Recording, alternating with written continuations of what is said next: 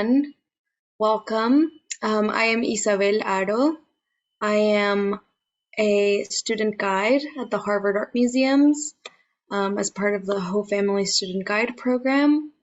I'm so grateful to everybody for coming and joining us for Brandon Calderón's tour tonight, titled The Hybridity of Hispanic Art.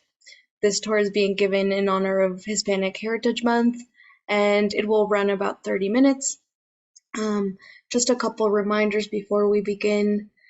I want to let everyone know that although we're using the webinar mode of Zoom, the idea is that this tour will be interactive and we will interact with each other using the chat.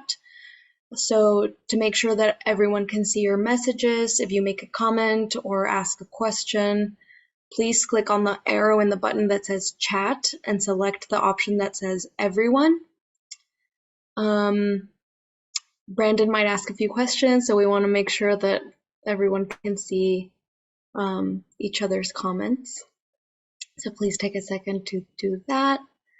And I will be here to help facilitate throughout, so if there's any questions, don't hesitate to reach out. Yeah, I think without further ado, I will send it over to Brandon. Awesome. Thank you so much, Isabel, for that awesome introduction. And welcome everyone to this tour. I'm really excited to be giving this tour because I'm currently, and here I'll switch over to a little bit about me. I'm currently studying abroad in Mexico City. I'm, like Isabel said, my name is Brandon Calderón. I'm a senior in Leverett House. I study history of art and architecture, and I'm originally from Guadalajara, Jalisco, in West Central Mexico and from the Los Angeles area. But like I said, right now I'm studying abroad. And so I haven't had an opportunity to give a tour in person this year, but I've given this tour in person before and it's been a great success. And now we're adapting it to the virtual format so that we can use it to celebrate Hispanic Heritage Month, which started just last week. And what I'm doing in Mexico City, not only am I taking classes and doing, my senior duties, I'm also currently working on my senior thesis, which is treating Novo Hispanic Mexican portraiture, in specific female portraiture within a religious setting. And so that's going to be really good. That's coming soon. So please expect to see that if you want. But yes, again, thank you so much for joining this tour. It is about, or it's titled The Hybridity of Hispanic Art, because one of the main ideas I want to plant along the way is that Hispanic art, as we know it today, is a really big compromise. It's a really big mix between two different things. First of all, you have indigenous art forms that are coming to us from the indigenous cultures, the native cultures, to the North American and South American continents. But then you also, on the other hand, have the European context and the European stylistic influences that came into a really interesting dynamic and a really interesting relationship with those indigenous art forms at the start of colonization around the 16th century and onward. And so that's really what I'm trying to make clear through this tour, is that Hispanic art is all about this cultural exchange. It's all about these compromises and these different ideas, but at the same time, you can parse it into two different entities. And so we're going to be taking a little bit of a tour of that lineage. And so I want to start out with one of my favorite pieces, and this is on the 3rd floor. I highly recommend, if you have the chance to travel to Cambridge, Massachusetts to check out the Harvard Art Museums, highly recommend going into the museums and coming to the 3rd floor, my favorite floor, and you'll see this amazing array of heads, or busts, as we would call them in art history. And I want to focus in on this certain bust, or this certain head from the Moche civilization. And it's titled The Portrait Head Stirrup Spout Bottle, a bit of a mouthful. But it's coming to us from the Moche civilization that is now constituted by modern day Peru from the 5th to 6th century. It's painted terracotta, which is a sort of clay. And like I said, it's on the 3rd level, so the 3rd floor in the aisle. And so we had mentioned before that we were going to be using the chat as an interactive feature. And so I want as many people as possible to type in the chat what you think this would have been used for. What could have this head been used for? If it's just a representation, then you can just put it's a representation or it's just a head. But if you think it has any other uses, feel free to put them in the chat now. And please don't be shy. And if you're shy, no worries, because I am not shy. So I'll pick it up. But I want to give you all just a minute to share something. Oh, awesome. So we have that maybe it was used for religious ceremonies. Ooh, serving alcohol. All right, all right. I like those guesses. And oh, I'd love to drink alcohol from the head of my enemy. Hey, that's a pretty good guess too. That's a pretty good guess, and they're not too far off. And so I think it'll be a little bit clear if we take another look though, which we would be able to surround this piece a little bit if we were in person. And so we are going to be recreating that now with these 2 images here. And so now it becomes a little bit more clear that there is something here on top that you can pour out of, right? Or you can pour liquid into this opening part, and it comes down these 2 tubes and then down into the head, which would have been a hollowed out piece. But it doesn't seem like the most functional or the most useful way to transport water, right? Because if we look at a water bottle, it just has one opening with a very easily maneuverable way for the water to move across, right? And so if we have these 2 handles, it doesn't seem like the most useful thing to pour liquids out of. And so I like that guess, because I like the guess about pouring liquids or alcohol, because you can certainly pour things into it, but the ceremonial the ceremonial aspect is also really interesting. And one thing I want to focus on with this head. So this head has a lot of different uses, and it's not the only one in existence. In fact, Harvard at the Peabody Museum has a really big collection of these terracottas. And there exists in the world thousands and thousands of these heads, some of them tracing actual people. And you can tell they're tracing actual people or trying to depict actual people, because you see a child and then they eventually start growing up, and you'll see that progression of their age in the clay bottles. But they have different uses. Some of them are for ceremonial purposes, and so we have found some in funerals or in burial mounds where people would have been buried. But we've also found them in homes. We've also found them in the homes of elites and the poor. And so it's a very versatile form, which means that it had many different uses. And as is the case for this head, at least, this is an effigy. So it's supposed to represent an ideal man or an ideal warrior, right? And not much research has been done into the designs of this actual head or the designs of other heads too. Some of the designs and the patterns are known to have certain significance, but these in particular haven't been studied too much. And so we don't know exactly what they would have represented, but at the very least, we can say that this would have been a representative form, right? This is supposed to represent somebody. And the thing about it representing somebody, and I want you all to hold on to this for a little bit, because we are starting with this piece because it is the one piece of the tour that is a pure indigenous form. And right, when I say pure indigenous form, I don't mean that the Moche people didn't have any influence. The Moche people had influence from the people who came before them, and even the people who came a little bit after them. And so there is some sort of exchange going on, but what I mean by pure indigenous form is without that European influence. And even then, this head, this representation, if I were to say that this is supposed to represent me, right? If this head is supposed to represent me, then if I were to take it to somebody else's house, then that person doesn't have a representation of me. They have me in their house.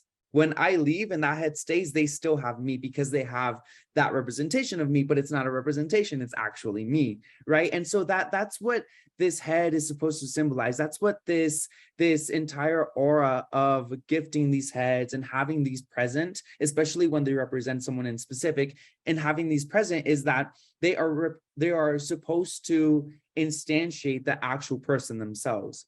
And so that's a really interesting point I want you to hold on to for a little bit. But I also want to come back to this point of the pouring and the actual use, right? Why are there two handles for this? And why is it like this, especially if it doesn't seem like the most useful thing to do?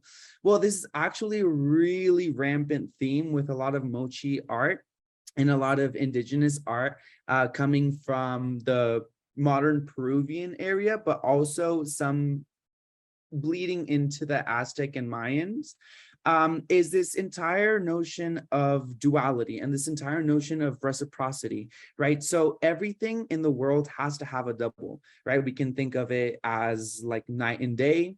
We can think about it as in male and female, but everything that weighs or everything that has a part has a counterpart, right? And so everything is balanced out. And so that is why for the Mochis, it was very important, even though it wasn't the most useful, to have this duality be represented wherever they went.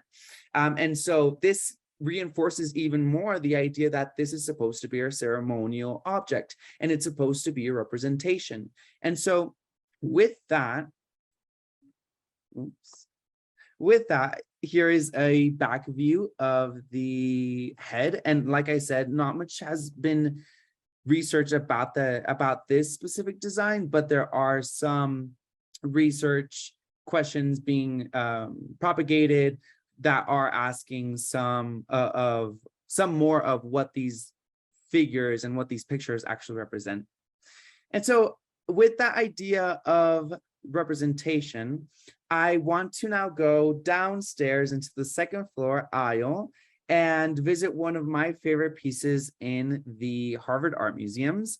And this is actually the view that we would get if we were coming down the stairs and into the aisle. We have here some awesome and some really large Spanish works. And so we are actually going to be focusing in on this first one. So this first one is a portrait of King Philip III of Spain, who was the king of Spain from 1596 to 1621. And it's painted by Juan Pantoja de la Cruz, circa 1605, oil on canvas. And interesting about the size, actually, and this is going to be important later on too, is that it is life size. So it actually represents him being, as he was in person, 5'4". And it is interesting because Juan Pantoja de la Cruz was the official court painter for both Philip III and his father, Philip II. But Juan Pantoja de la Cruz was the only person who was allowed to represent Philip III, but not only represent Philip III, but represent his likeness. And what I mean by likeness, and this is really interesting because also in European painting, we have this concept of likeness and this concept of representation, not only being a means of reflection, but a means of instantiation and a means of embodying the person that it is supposed to represent. Because this portrait, the idea is, the concept, the theoretical concept behind this portrait is that it not only shows Philip III, it is Philip III. And that's interesting. And we know this would have been the case because not only was Juan Pantoja de la Cruz the only person who was allowed to paint these portraits of Philip III, but there are several portraits like this, and some even cloned in a way, or created from stamps and replicated from from previous iterations that were sent abroad and were sent to different foreign ministries so that they would have this person present with them, not only as a symbolic entity, but almost as a really literal entity. And so this is really interesting because this is, oh, okay, yeah. So this is really interesting because it not only represents, or this concept wasn't only popular in Europe, but it was also, as we remember, popular with the Moche. But if you also remember, I said that the Moche were supposed to be this pure indigenous form, right? They had no contact. In the 5th to 6th century, they had no contact with, or supposedly, they had no contact with the Europeans, right? This is done in the 17th century already. And so they're 10, 11 centuries apart, but they're playing on and they're using similar concepts about representation, about the figurative and the symbolic. And so I want to hold on to that similarity because it's so interesting that even though they were times apart and geographies apart, they were able to share this commonality, even though we may later on see with the development of Hispanic art, it wasn't necessarily capitalized on, but it is a similarity that I thought was really, really interesting. Another reason why I really like this painting is because this was one of the first paintings I got to see behind the scenes. And so this is a picture of the portrait of Philip III in conservation. And it was being worked on by Cristina Morilla, the special project conservator of painting at the Harvard Art Museums, at the top floor of the museum. So if you didn't know, the top floor of the museums is conservation labs. And so she was working on this painting, and over here, we see a gash that isn't present in the one that we have now, right? We see a difference. I see a big difference.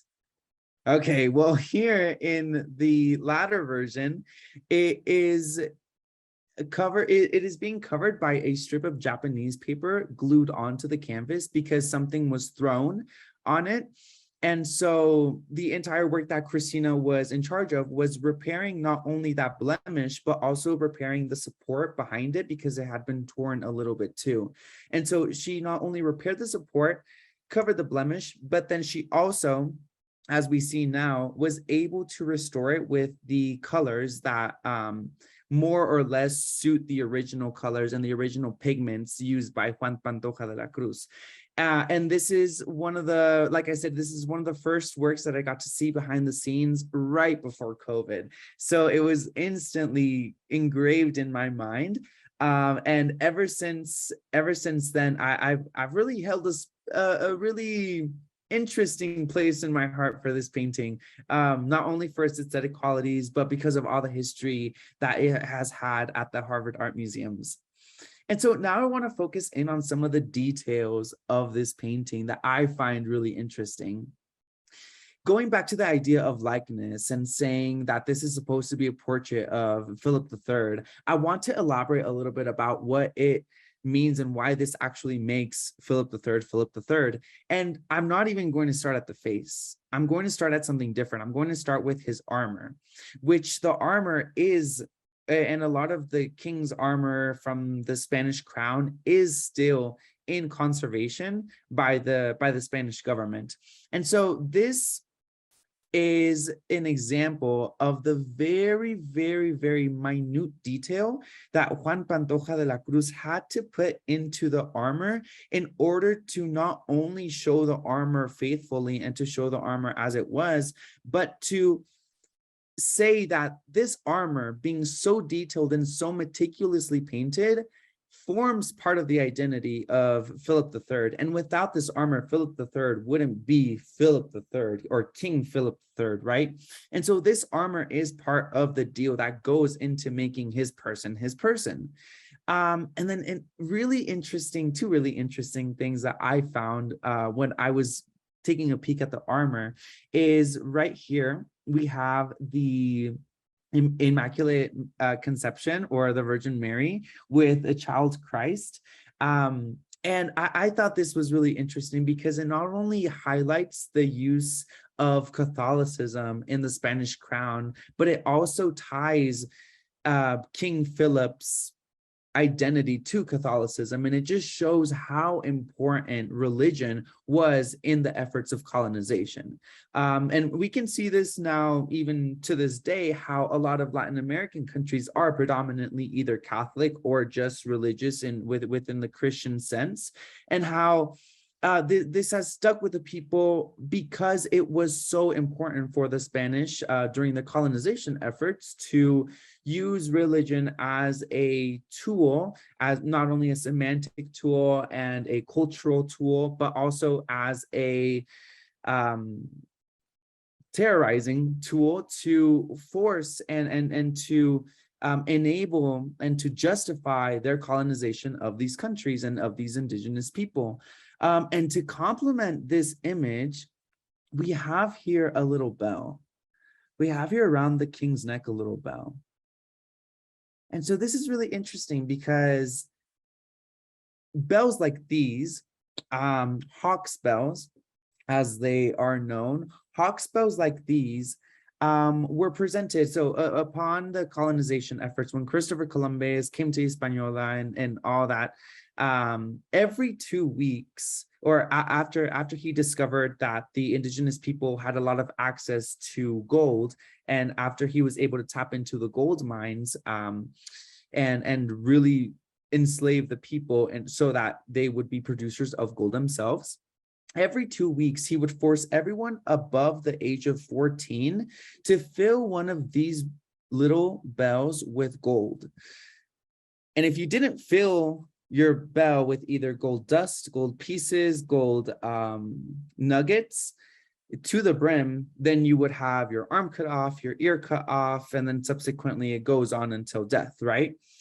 But it's so interesting that these two images, one of supposed devotion, one of supposed love, if we're talking about Christianity or Catholicism, it's about love, tolerance, devotion, and spirituality, things and synonyms along that along that path.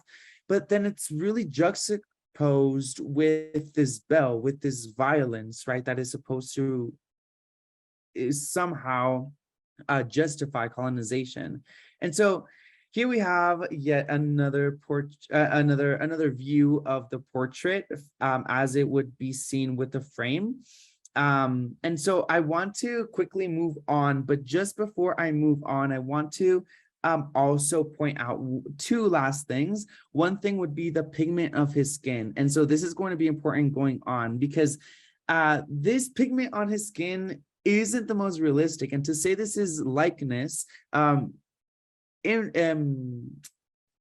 implies that we are showing it to the maximum representation, but we are actually holding off a little bit because this color would have probably not been King Philip III. He would have probably been maybe a little bit more bronze or a little bit more tinted with his skin tone. But this not only has a connotation or a allusion to Flemish and Netherlandish painting, but it also harkens to a really big stylistic feature that was used rampantly in European painting when painting biblical figures, is that biblical figures like the Virgin Mary or like the baby Jesus or Jesus himself when in his life, or any other saint or God or images of God, they would have been painted with a very, very light tone with very, very rosy cheeks. And that was supposed to represent their otherworldliness, their godliness, their heavenliness, and their religious property. And so I want to highlight that because that is present with our portrait of King Philip III. And so just keep that in mind as we go forward. And then on a curatorial note, and to just highlight a little problematic of the actual piece, is that it was questioned for a little bit whether this is actually painted by Juan Pantoja de la Cruz or by his workshop or some kind of copycat, because the knee here is a little bit out of place. And then the foreshortening on the foot here is also not up to the standard one would expect from the court painter. And so, or the court painter of the king, right? And so I just wanted to point those out just as quick little facts as we move onwards into this room and into two of my favorite paintings. I've said that so much with all the pieces, but they're all my favorite paintings. And this is from an unidentified artist active in Cuzco. And this is Saint Rose of Lima, or Santa Rosa de Lima, one of the first patron saints of Latin America that came to be a really big tool in the context of superimposing religion into South America, for the South American peoples to adopt the religion, because Santa Rosa de Lima, or Saint Rose of Lima, was a part of them, was part of their identity, right? And so this is coming to us from the 18th century. And just one thing I want to point out with this is that here we have Saint Rose of Lima brocading the sign of Jesus, IHS, right? But over here she's having a vision too, and so it's kind of like a 2-in-1, and this concept was also really present in paintings like Zurbarán's from Spain, and Zurbarán, Murillo, and other Spanish paintings had paintings like this where you have a vision. And then we have baby Jesus here, but look at their pigment, right? Remember what I said about King Philip III, how his pigment was very light with those really rosy cheeks, and that was supposed to represent their angelicness, their very fervent religious properties. Well, it's the same thing here with the Santa Rosa de Lima, right? And then we look at the next portrait, the one that's sitting next to it, and we see Mama Ocllo. This is also coming from Cuzco, from an unidentified artist, but it's coming to us from the 19th century. So a little bit more into the colonization has already been established. It's the 1800s now. And so in the US, this would have been the era of the Industrial Revolution. But here we have the Spanish really now having established themselves and having mixed in with the indigenous populations, and is establishing themselves as, or establishing Cusco as a really big town of control for the South American, for their South American portion of the continent. And so here I want to point out their pigment as well. We don't see that lightness anymore, although Mama Ocllo is supposed to be the first female ruler of the Inca Empire, right? And so she herself too is has this legendary frame to her. But with this painting, we're not seeing her skin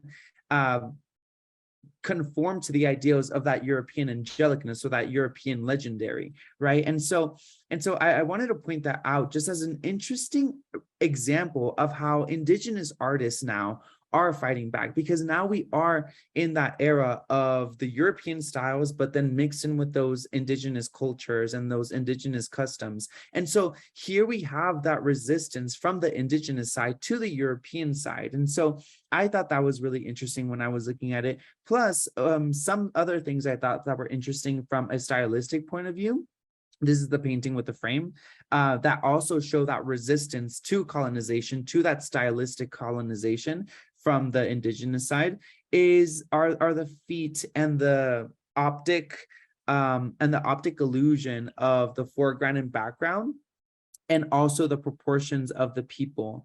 The proportions of the people are just not to the standard, or to the aesthetic standard of the European stylistic convention. And so I wanted to point that out as a form of resistance. Plus, we also see here this sort of huipil tunic being worn by Mama Ocllo.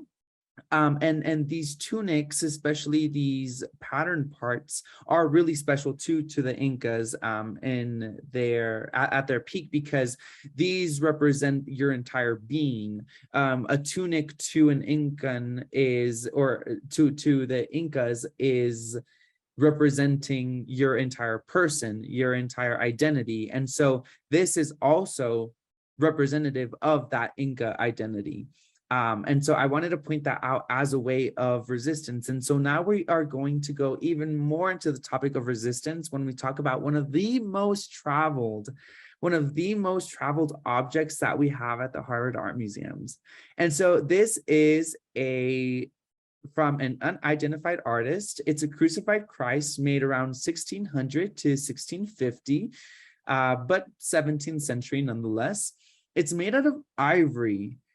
But does anyone know how, or can anyone guess why we know this is made out of ivory? In the chat, anyone guess why this is made out of ivory? Or how we know? The texture and color, okay. Someone said no idea, okay. Well, yeah, the texture and color are really good hints. Especially when, and I'll give you a pro tip for when, ooh, Mark hit it on the dot here. And this is the pro tip for when you're at a museum and maybe there's a little ivory exhibition or something. If you want to impress your friends or the people you're with, look for blue lines. These blue lines indicate that this is ivory. And so you'll see these blue lines with most ivory pieces, if not all. Yeah, if you are typing in the chat, make sure you are sending it to everyone, not just the host and the panelists, so that everyone can see the message. But yes, so the blue lines are representative of ivory.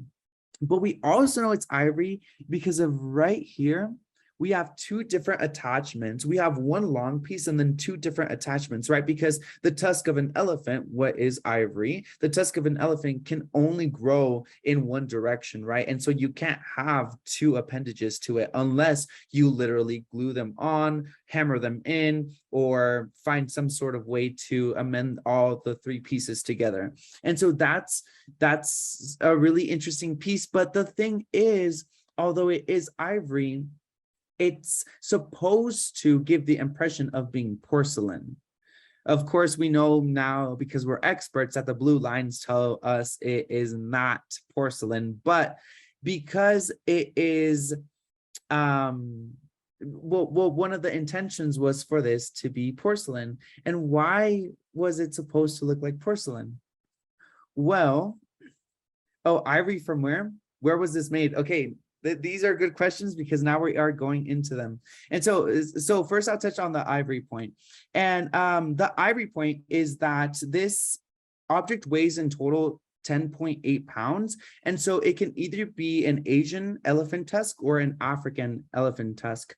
But because of the weight and it being a little bit heavier, curators and researchers believe it is coming to us from the Swahili coast off of Africa.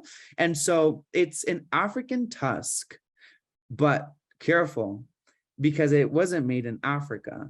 It was made in the Philippines, right? Because the Philippines was also one of the colonies of the Spanish Empire. In fact, in the 18th century, if you refer to Mexico or South America by New Spain actually also includes the Philippines. And so you are implicitly, when you say New Spain, when referring to South America or Mexico, you are also implicitly mentioning the Philippines. And so in the Philippines, this was made in the Philippines, but it wasn't made by Africans who brought the tusk over, or who grew the tusk out in Africa. Nor was it made by Philippines. It was actually made by Chinese immigrants. So it was made by Chinese immigrants of African tusk in the Philippines for Spanish recipients, Spanish purchasers. But there's two other ways that it was influenced by other cultures. And so here I want to show you that this wasn't the only cross to be of existence of this type. There are so many other crosses that I've seen here in Mexico City while I've been doing my research for my thesis. I've been seeing these crosses everywhere. And they truly are everywhere in every single museum I've been to, and they have multiples of these. And so I want to hold on to that note of the reproduction value for a little bit, because I want to show you this other detail that shows yet another influence for this piece. And this other influence is that what's really interesting about this specific cross that we have at the Harvard Art Museums is that this cloth, this loincloth that is coming across Jesus's lower body has this middle part that is going between his legs, but that's not very typical of the religious stylization of Jesus. Most of the European forms will have the drape just covering him flat without this middle section going in between. And so where are these Chinese immigrants working in the Philippines of an African tusk? Where are they getting this idea from? Well, they are getting this idea from prints that are coming to us from the Netherlands, prints that are being shipped from the north of Europe down to the Philippines, influencing these Chinese immigrants and helping them create this augmented or this very intersectional figure of Jesus that now has some Netherlandish influence. But that's not it. There is one more influence, or at least that I'm aware of. There's one more influence, and that is the print here. And the print here is said to believe, right? Because if we compare and contrast these two loincloths, the one on the left just does not have the amount of print and intricacies that the one on the right does.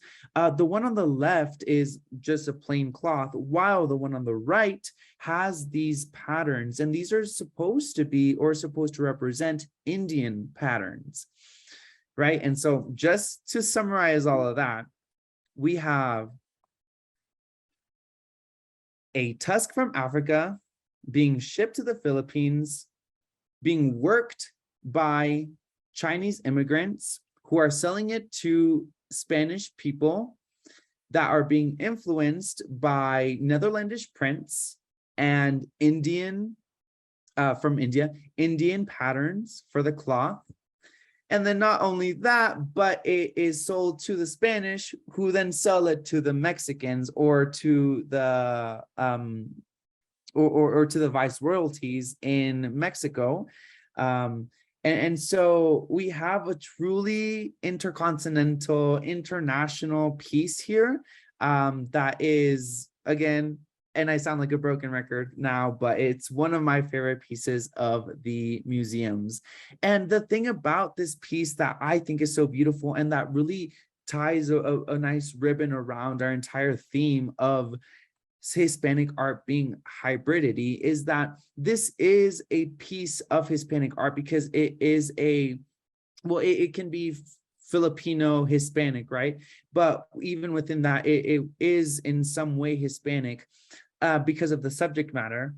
But it really is a melange of so many different cultures coming together. It's the result of colonization bringing the entire world together in a perverse way, but yet in a way that people not only fell subject to, but they may take advantage of, right? Because these Chinese immigrants weren't just making these decisions, weren't just saying, oh, let's make a cross because I like Jesus, right? To put it very simply, they weren't just saying, let's make a cross because I like Jesus. Let's make it look like porcelain because I like porcelain. No, they said, well, this subject will sell to the Spanish. This idea of making it look like porcelain will sell to the Spanish because the Spanish eroticized and fantasized of really typical or quintessential materials from Asia, right? And so they are using every which way of and every which mode of resistance to form their art and to really instantiate Hispanic art, not just as a casualty or just casually a hybrid, but as a strategic hybrid that has many different ramifications and has many different identities that all do come together, but at the same time are very distinct and hold on to their cultures, hold on to their ideologies, and hold on to their traditions, even though they're coming and forming a different and coming in and forming a hybrid piece. And so with that, I would love to ask the audience if you have any last questions before we close out the tour about any of the pieces. It can be about this piece or Mama Ocllo, the Saint Rose of Lima, King Philip III, or the Moche head. But if anyone has any questions, now is your time to ask them. Thank you so much, Jill. Thank you, really appreciate it. Awesome. Well, if no one has any questions, you still feel free to pop them up right now. But if no one has any questions, I'll pass it over to Isabel. Say thank you very much for coming to my tour today. Really appreciate you all tuning in. And I hope you have a great Hispanic Heritage Month. If you are needing ways to celebrate, just go out into the street, talk to some Hispanic friends of yours, eat some Hispanic food, or, you know, just enjoy Hispanic art. But I'll pass it over to Isabel now. Thank you all so much. Thank you so much, Brandon, for such an awesome tour. I learned so much, and I'm excited to learn more through your thesis. I want to thank again everybody for coming and staying. I know we went a little bit over time, but with such an amazing tour, I think it was worth it. And I have posted in the chat a few links. One of them is just a link to more information about visiting the Harvard Art Museums, and on that site you will also be able to find information about the student guide tours. We give tours every weekend. And the other one is just a little survey that would be so helpful to us if you could fill out. So I wanted to invite y'all to check that out as well. And yeah, just thanking everyone again, thanking Brandon, and wishing everybody a good night.